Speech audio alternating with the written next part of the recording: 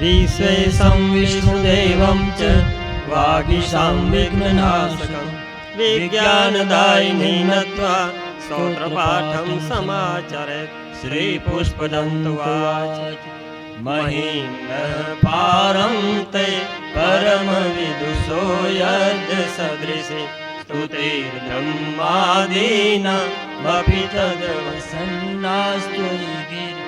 अथावाच्यः सर्वः स्वमतिपरिणामावधिगृह्णन् ममापेशस्तोत्रे हरनिरपवादपरिकर।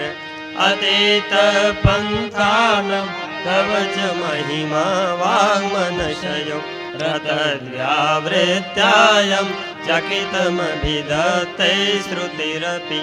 सकस्य स्तोतव्यः कतिविधगुणः कस्य विषय पदे त्वर्वाचीने वदति न मनः कस्य न वचः। मधुस्फीता वाचः परममृतं निर्मितवतस्तव ब्रह्मन् किं वा गभीसुरगुरोर्विस्मयपदम्। मम त्वेतां वाणीं गुणकथनपूर्णेन भवत पुनामीत्यर्थेऽस्मिन् पुरमथन बुद्धिर्व्यवसिता। तवैश्वर्यं यत्तत् जगदुदय रक्षा प्रलयकृत् त्रयी वस्तु व्यस्तं तिसृषु गुणभिन्नासु तनुषु अभव्यानामस्मिन् भरतरमणीयामरमणिं विहन्तुं व्याक्रोशिं विदधत विहैके जडधिय।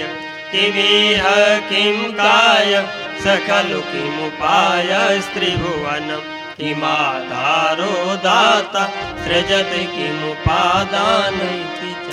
अतर्केश्वरे त्वय्यनवसरदुस्थो हतधियः कुतर्कोऽयं काश्चिन् मुखरयति मोहाय जगत्। अजन्मानो लोकाः किम वयभवन्तोऽपि जगतां वरिष्ठातारं किं भवविधिर्नाद्रेत्य भवति। अनीशो वा कुर्यात् भुवनजननैकपरिकर यतो मन्दास्त्वां प्रत्यमरवरसंसेरतयिमे। त्रयी साङ्ख्यं योगः पशुपतिमतं वैष्णवमिति प्रवीणे प्रस्थाने परमिदमदपत्यमिति च।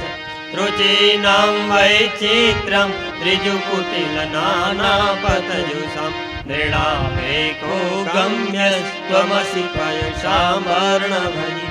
महोक्षखट्वाङ्गं परशुरजिनं भस्मफणिनः कपालं चेतीय तव वरदतन्त्रोपकरणम्। सुरास्तां ताम्रद्दिं विदधति भवद्भ्रूप्रणीतां नहि स्वात्मा रामं विषयमृगतृष्णा भ्रमयति।